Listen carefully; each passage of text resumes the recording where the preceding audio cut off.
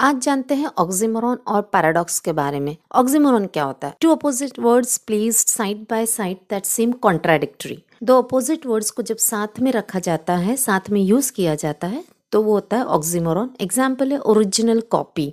अब ओरिजिनल का मतलब होता है असली और कॉपी का मतलब होता है नकल किसी चीज की। सो अगर हम इसको हिंदी में ट्रांसलेट करें तो हो जाएगा असली नकल। नो, ये दोनों भी एकदम विरोधाभासी है, अपोजिट है। जो चीज ओरिजिनल है वो कॉपी कैसी हो सकती है और जो कॉपी है वो ओरिजिनल कैसे हो सकती है? This words are used in daily life. दूसरा है एक्ट नेचुरली। एक्ट का मतलब होता है अभिनय करना, किसी की नकल करना, एंड नेचुरली होता है स्वाभाविक रूप से। तो अभिनय करना और स्वाभाविक होना, ये दोनों बातें एक दूसरे के अपोजिट है। अगर आप अभिनय कर रहे हैं, किसी की नकल कर रहे हैं, तो आप नेचुरल कैसे हो सकते हैं? And therefore this is an example of oxymoron. Now let's see about paradox. A whole statement that seems illogical और contradictory but reveals a deeper truth. ऐसा स्टेटमेंट जिसे हम पहली बार अगर देखें ऐसा लगेगा कि इसका कोई सेंस ही नहीं बनता है, ये बड़ा ही इलॉजिकल स्टेटमेंट है, बट थोड़ा डीप में जाने के बाद हमको वहाँ उसका सही मीनिंग पता चलता है। Less is more. Less is more को अगर हिंदी में हम समझे तो कम ही ज्यादा है। पहली नजर में बड़ा ही इलॉजिकल लगता है। इसको अगर अब हम थोड़ा डीप में देखें तो किसी भी चीज में जरूरत से ज्यादा न जोड़े और उसे बड़ा ही सरल रखे, बड़ा ही सादा रखे, इसका मीनिंग ये होता है। फॉर एग्जाम्पल, कम शब्दों में कही गई बात ज्यादा असरदार होती है, और ये एग्जाम्पल है लेस इज मोर का। The beginning of the end, अंत की शुरुआत। Again a paradox. इसका यूज तब किया जाता है जब कोई ऐसी घटना घटती है जो ये संकेत देती है कि आप किसी चीज का